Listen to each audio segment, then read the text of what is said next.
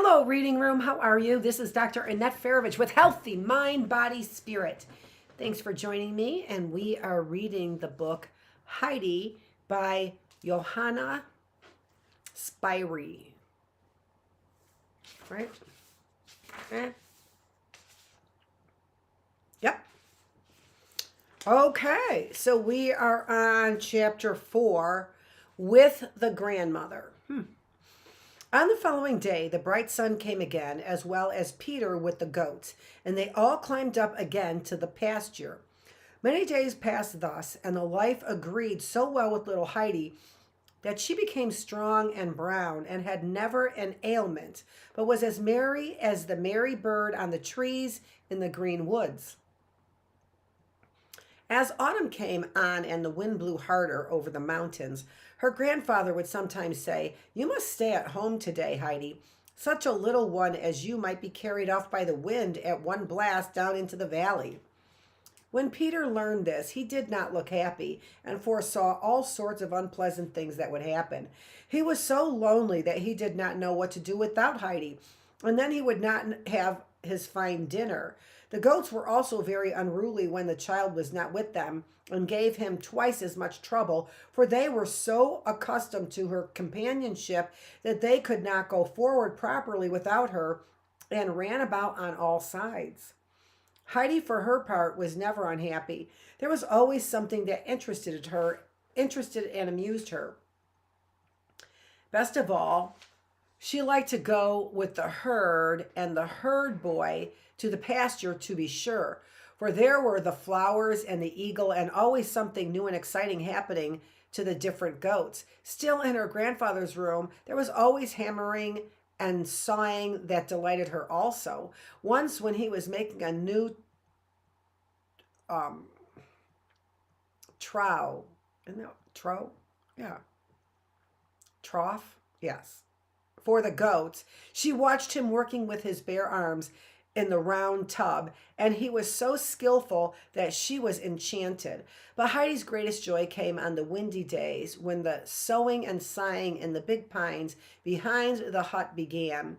Then she was always running to listen to the wind and left anything she might be about to hear the deep, mysterious tones and the high branches. She would stand looking up and never get tired of wondering at the swaying and rushing and moaning of the trees. I used to like that too. Did you? I took the time to make high vitamin C protein drink.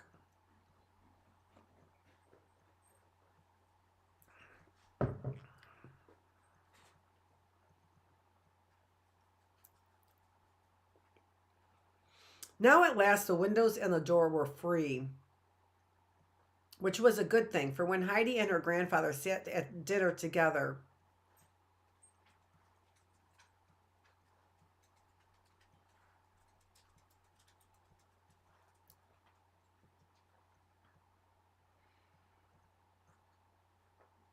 I lost my place.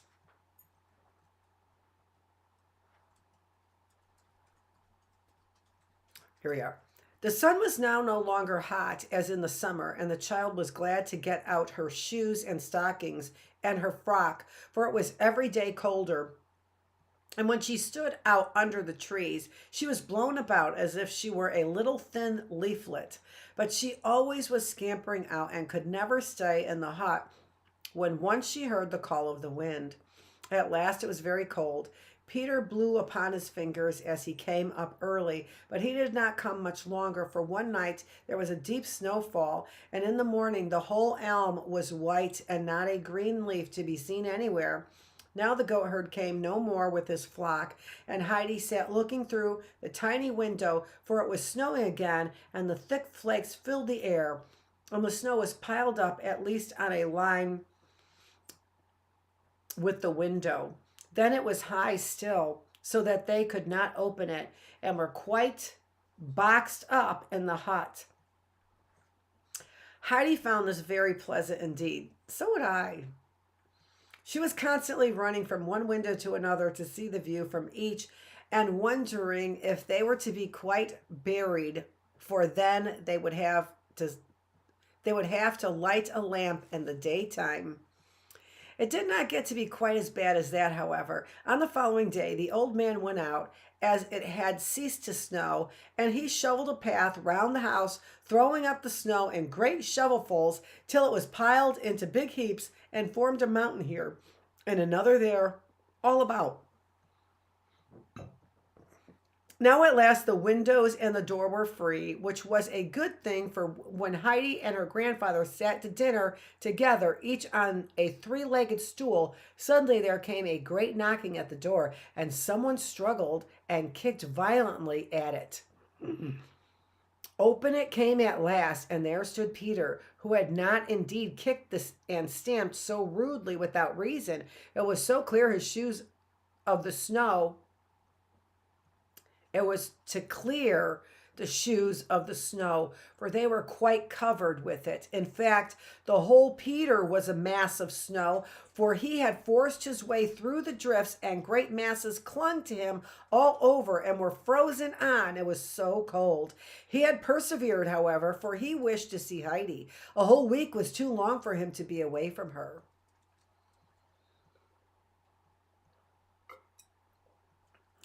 Good evening, said he, and came as near to the fire as possible, and spoke not another word. His whole face, however, laughed for joy. He was so glad to be there. Heidi stared at him wonderingly, for now that he stood so near the fire, the snow began to melt on every side, so that he resembled a waterfall rather than Peter. Well, General, how are you getting on? Said the old man. Now that you have no army, you must gnaw your slate pencil, I suppose.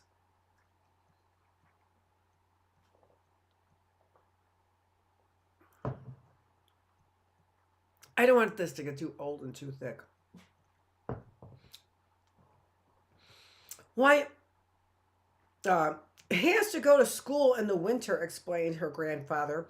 There you must learn to read and write, which is difficult, and it helps a little sometimes to bite the slate pencil.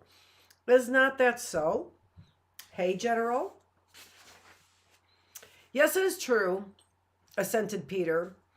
By this time, the little girl's interest was fully aroused. She asked such a vast number of questions about the school, what happened there, what one saw and did, that the time flew, and while they talked, Peter became quite dry from top to toe.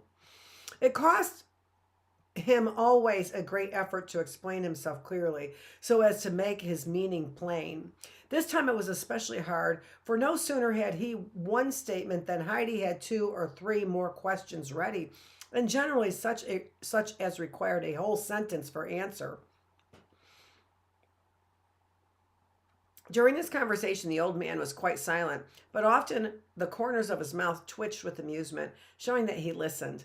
Now, General, you have been under fire and need some nourishment. You must call a halt now, said he, and rising, he brought what was needed for the supper from the cupboard, and Heidi set the seats at the table.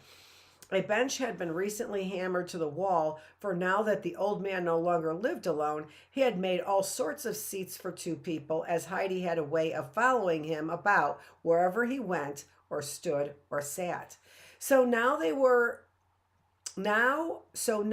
all three had comfortable seats, and Peter opened his round eyes very wide indeed when he saw what a big piece of beautiful dried meat the Alm uncle set before him on his thick slice of bread.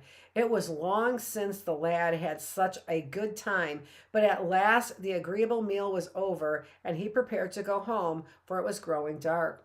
So he said good night and God bless you, and stood already in the doorway when, turning back, he said, Next Sunday I shall come again, a week from today, and you must come to see my grandmother. She says so. I don't know where this is coming from, but there's a pic. No pictures here.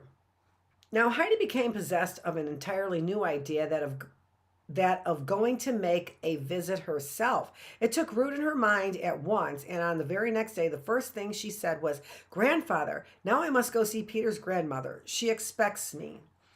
There is too much snow, he replied evasively. But the project had already taken a deep hold of her.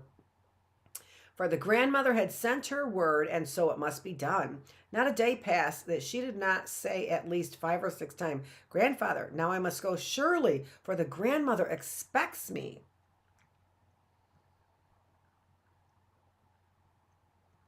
How cute, huh? Sorry about that. How cute. Suddenly her grandfather rose from the table, went into the loft, and brought down the thick sack that had served Heidi for a cover lid all winter, saying, "Well then, come." Joyfully the child ran out after him into the glistening snow. The old pines were quiet now, and the white snow lying heavily on their branches so sparkled and shone in the sunlight that Heidi leaped into the air for joy, calling out repeatedly, "Come out, grandfather, come out. It is all silver and gold all over the pines."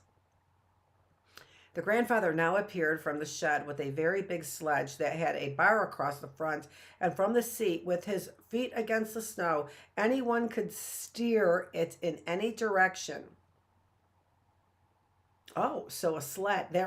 He called it a sledge, but it's a sled.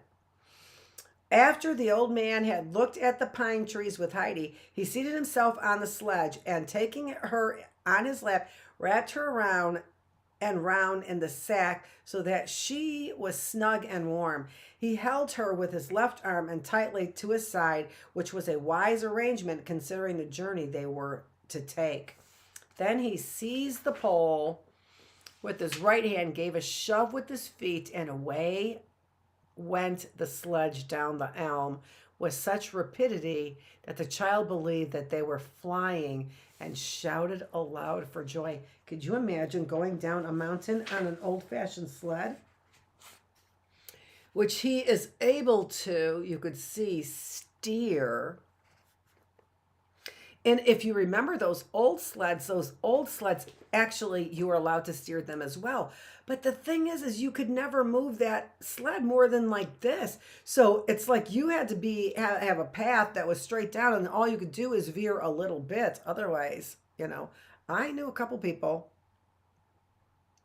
who really got hurt, like the son of the owner of this house almost died skiing, hitting a tree. Sonny Bono. There was somebody else. I can't remember who. But I think they died too. Kind of dangerous. Very dangerous. It's just like Heidi was saying. She felt like she was flying. Directly in front of Goat Peter's door, the sledge all at once stopped. Heidi was placed on the ground by her grandfather after he had taken off her wraps and bidden to go in. But she was told to come out as soon as it began to grow dark and to start for home. Then, turning back, he began to climb the mountain. Heidi opened the door and entered a small room. It looked very black inside. She could see a hearth and some plates and dishes on the shelves. It was, in fact, a little kitchen.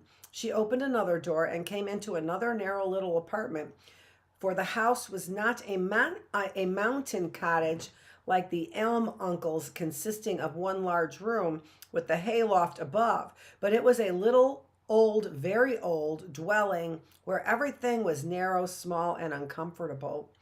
When our little girl stepped into the room, she came directly against a table at which sat a woman mending trousers, Peter's trousers. Heidi recognized them at once. In the corner, a bent little old woman was sitting at a spinning wheel. The child knew in a moment who that was. She went straight over to the spinning wheel and said, "Good day, grandmother. At last I have come to see you. Did you think it was too long that you had to wait for me?" The grandmother raised her head and felt for the hand that was stretched out toward her, and when she had held it thoughtfully in her own for a while, she said, "Is this the child who lives with the Elm Uncle? Are you Heidi?" Yes, I am Heidi. I have just come down here with my grandfather on the sledge. How can that be? You have such nice warm hands. Tell me, Brigitte, did the Elm Uncle come himself with the child? Peter's mother, Brigitte, who had been mending the trousers, stood up now and looked at the child curiously from head to foot. I do not know, mother, whether the uncle himself came with her, she said. It is not credible. The child may not know exactly. Heidi looked fixedly at the woman, not in the least as if she did not know what she was talking about, and replied, I know perfectly well who wrapped me in the coverlid and brought me down on the sledge in his arms. It was my grandfather. It must be true what Peter has told us all summer, though we thought he was mistaken, said the old woman. Who would have believed such a thing to be possible? I did not think that the child could live 3 weeks up there. How does she look, Brigitte? The latter had exclaimed the little one so carefully had examined the little one so carefully all over that she was quite able to answer by this time. She is as finely built as Aldehyde, her mother, was, but she has the black eyes and curling hair of Tobias and the old man up there. I think she looks like them both. Heidi had not been idle all this time. She had looked about, observed everything in the room, and noticed each peculiarity. Now she said, look at the shutter, grandmother. It is swinging to and fro. My grandfather would drive a nail into that at once to hold it fast. It will soon break one of the panes. Look how it goes. My good child, said the old woman, I cannot see it, but I hear it only too well, and much more besides. Not only the shutter, but everything creaks and cracks when the wind blows, and we feel the wind itself, too. Nothing holds together now, and in the night, when the other two are asleep, I am often very anxious lest the house should fall in upon us and we should be killed. Oh, there is no one to do anything for it, for Peter does not understand it at all.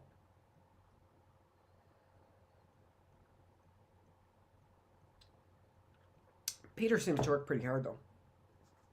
But why can you not see what the shutter is doing?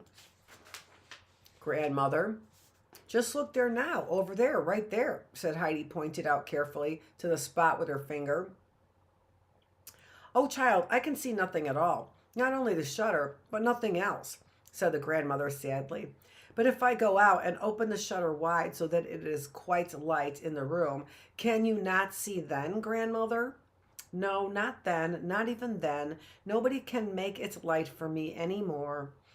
But when you go out into the bright snow, then surely it is bright for you. Come out with me, grandmother. I will show it to you, said Heidi. I will show it to you. And Heidi took the old woman by the hand to draw her out, for the child began to be terribly troubled that it could never be light again to her. Let me sit here quietly, you good little child. It will always remain dark for me in snow and in sunshine. The light can never pierce my eyeballs again. But in summer, said the child, who was seeking more and more anxiously for some point of comfort, in summer, when the sun gets hot again, and then says good night to the mountains until they glow as if they were on fire, and all the yellow flowers glisten, then it will be light again for you. My child, I cannot see the fiery mountains nor the golden flowers. It will never be light for me on earth. Never again. At this, Heidi broke forth with tears and sobs. Full of grief, she cried out, Who can make it bright for you again? Can nobody? Is there nobody that can? The grandmother must now comfort the little one, but that was not easy. Heidi very seldom cried, but when she began, it was almost impossible for her to check herself. Everything was tried that could be thought of to distract her from her grief, for it went to the old woman's heart to hear the child sobbing so piteously. At last she said, Come here, you little Heidi. I have something to tell you. When one can see nothing, then listening becomes a pleasure, and I listen so gladly when you tell me something pleasant. Come, sit down by me and talk to me. Tell me what you do up there and what your grandfather does. I used to know him, but I have heard nothing about him for many years, except what Peter tells me, and that is not much. Now Heidi had an idea. She wiped away her tears as quickly as possible and said consolingly, Only wait a bit, grandmother. I will tell my grandfather about it.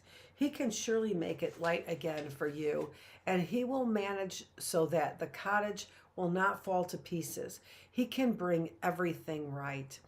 The old woman remained silent, and Heidi began to tell her in the most lively manner about her life up on the mountain with her grandfather, and about the days spent in the pasture and the present winter life indoors.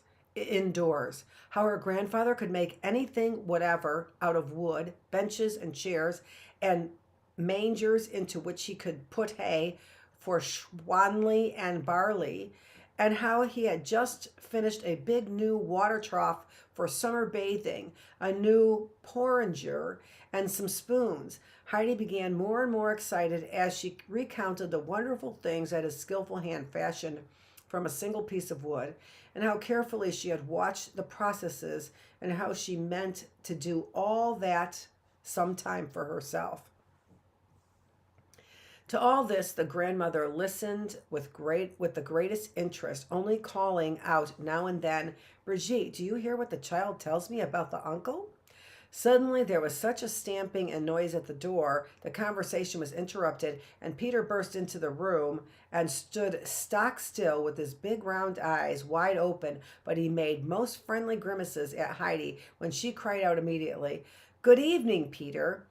"Is it possible that you are already let out of school?" said the grandmother. "I have not known an afternoon pass so quickly for many a long year. Good evening, Peterkin. How goes the reading?" "Just the same," was the reply. "Well, well, I thought perhaps that there would be a little change by this time. You will be 12 years come February," said the old woman, sighing a little. "Why should there be a change then?" asked Heidi, full of interest. "I only mean that perhaps he might have learned a little, to read, I mean," said his grandmother. "I have up there on the shelf an old prayer book in which there are beautiful hymns. I have not heard them this long time, and can no longer remember them. So I hoped when Peterkin had learned to read, he could sometimes read to me a good hymn. But it is of no use. He can't learn. It is too hard for him." "I think that I must light the lamp, mother. It is quite dark," said Brigitte, who had been working all this time at the lad's trousers. "The afternoon has flown away without my knowing it."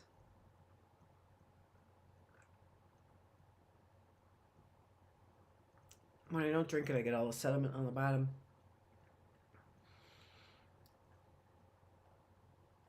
Heidi sprang up from her chair at this and stretched out her hand to the grandmother, saying, "Good night. I must go straight home, for it is dark." And she shook hands with Peter's mother and went towards the door. "Wait a moment. Wait, Heidi," cried the grandmother anxiously. "You must not go alone. Must go with you. Do you hear? And take care of the child. Do not let her fall, Peter, and she must not stand still, lest she get frostbitten. Has she a thick shawl?" "I haven't any shawl, but I shall not be cold," said Heidi, and she was out of the house quickly, running on so nimbly that Peter could hardly overtake her, while the grandmother called out tremulously, "Run after her, Brigitte. Do run. That child will freeze so near night, too. Take my shawl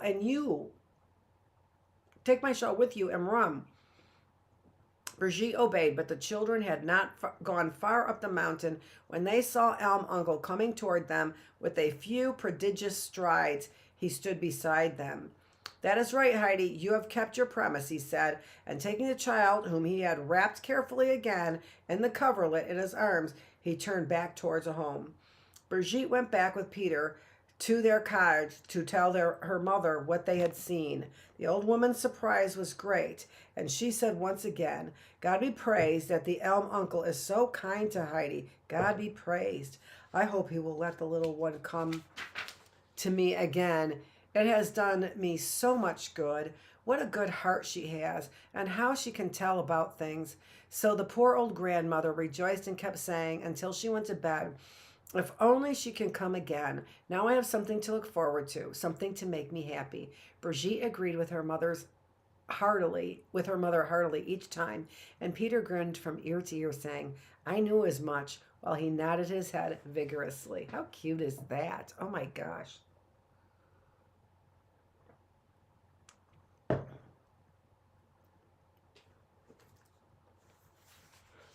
I have to take my gum out of my mouth too.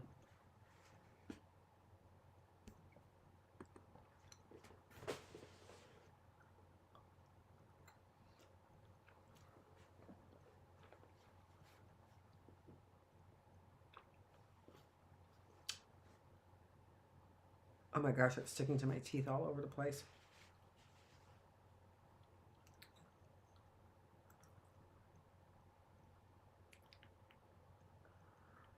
Which I really hate.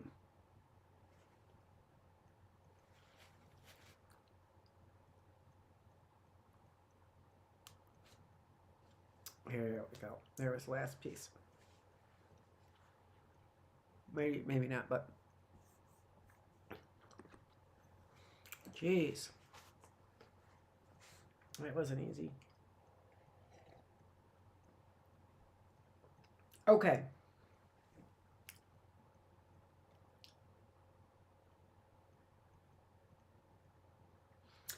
All the time that Heidi went up the mountain on her grandfather's arm, she chattered incessantly.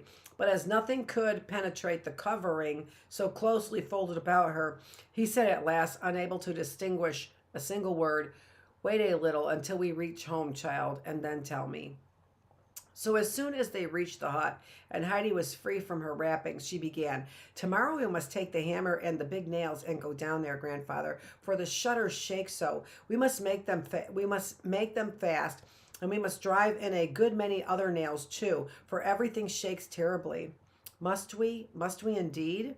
"Who told you that?" asked the old man. "Nobody told me. I know it myself. Nothing holds together there, and it makes the grandmother so uneasy and afraid because she cannot sleep when there is such a noise, and she fears that everything will fall to pieces on their heads. And oh, no one can make it light for her again. She doesn't know how anyone can do it. But you can, grandfather. Only think how sad it must be always to sit in the dark, and how sorrowful it is for her. No one can help her as you can. Tomorrow we will go and help her, won't we, grandfather?" Heidi was clinging to her grandfather and looking up at him with confident eyes. He looked at her for a long time in silence, then replied, "Yes, Heidi, we will make things fast for grandmother so that it will no longer clatter and keep her awake. We can do that, and tomorrow we will." The child danced round and round the room for joy at these words, crying out, "Tomorrow we will go. Tomorrow, tomorrow." And the old man was as good as his word. On the following afternoon, they took their sledge ride as before. Again, he placed the child on the ground before the cottage door, saying, "Now go in, and when it is evening, come out." Then he laid the sack on the sledge and went round about the cottage. Heidi had scarcely opened the door and stepped into the room when the grandmother's voice from the corner was heard. "There comes the child. There is Heidi." And the thread hung loosely on the wheel as she stretched out her arm for joy to embrace her little friend. Pushing a little stool as closely to the old woman's knee as possible, Heidi seated herself and had already begun narrating and questioning when suddenly there resounded such a pounding and banging from the outside of the cottage that the grandmother started up trembling, almost overturning her wheel in her fright. "Oh, heaven," she cried, "now it has come. Now the cottage is falling down." Holding her fast by the arm, Heidi said soothingly, "No, no, grandmother, don't be afraid. It is my grandfather with his hammer. He is making things fast about the house so that you need not feel uneasy nor frightened any more." "Can it be true? Is it possible?" "Then the good God has not forgotten us," cried the old woman. "Do you hear, Brigitte? It certainly is a hammer. Go out, and if the elm uncle beg him to come in for a moment that I may thank him." And Brigitte obeyed. Just at that moment, the uncle was propping up an insecure place in the wall. She went up to him, saying, "I wish you good even, uncle, and the mother greets you also. We are much obliged to you for doing us such a good turn, and my mother would like to thank you herself in there. Certainly no one has ever done us such a kindness before, and we wish to thank—" "You have said enough," interrupted the old man. "What your opinion of the elm uncle is, I know well. Go now. You What more there is to be done here, I can find out for myself. Brigitte retreated immediately, for the uncle had a way with him that made it difficult for anyone to oppose his will. He pounded and hammered on all sides of the little cottage, then climbed the narrow steps to the roof, hammering here and there until he had used up every nail he had brought with him. By this time it was quite dark, and he had scarcely come down to fetch his sledge from behind the goat shed, where there stood Heidi at the door, and her grandfather took her in his arms, and dragging the sledge behind him, up they went to their home. For had he drawn her sitting alone on the sledge, her wrap would never have stayed in place, and she would have been quite frozen. Thus the winter passed. Into the joyless life of the blind woman a ray of happiness had come after many years of sorrow. Her days were no longer dark and tedious, one just like the other. Now there was always something in prospect. In the early morning she began to listen for the tripping footsteps she loved so well. And when the little one came dancing in, she called out joyfully each time as the door flew open, "God be praised, she has come again." On her little stool at her grandmother's feet, Heidi would seat herself, chattering to her of all sorts of pleasant things, so that she felt well and happy. And the hours flew by without asking, as formerly, "Brigitte, is not the day almost over?"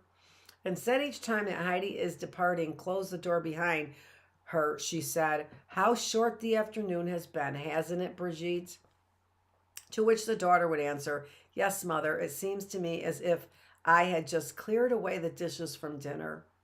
And the grandmother added, "Oh, I hope the good God will keep the dear child in health and will preserve the elm uncle's goodwill. Does the little one look well and strong?" And the answer was always the same, as strong and well as an apple. Heidi had become sincerely attached to the grandmother, and when the reflection of the old woman's blindness came over her, and she thought that no one, not even her grandfather, could restore the lost sight, her heart was sad. But the grandmother's constant assurance that she suffered least from her misfortune when Heidi was with her somewhat consoled the little girl, who came down to her on the sledge every fine winter's afternoon to do what she could to brighten her days. Without anything more being said, the elm uncle had each time taken his hammer and all the necessary tools with him on the sledge, and had pounded and mended and put things in excellent condition on the outside of Goat Peter's cottage. The effect was most satisfactory. It no longer rattled and banged the long nights through, and the grandmother declared that she had not had such comfortable nights and such good sleep for many years, and that she should never cease to be grateful to the elm uncle. Chapter 5, A Visit and Another, and the Consequences. Okay, that's our book, Heidi. Thanks for joining me here in the classroom with the teacher. I'm Dr. Annette Feravich. Every time I do that, it's like Pinky Tuscadero. Here, the teacher, classroom, or dice clay. With healthy mind, body, spirit. Thanks for joining me.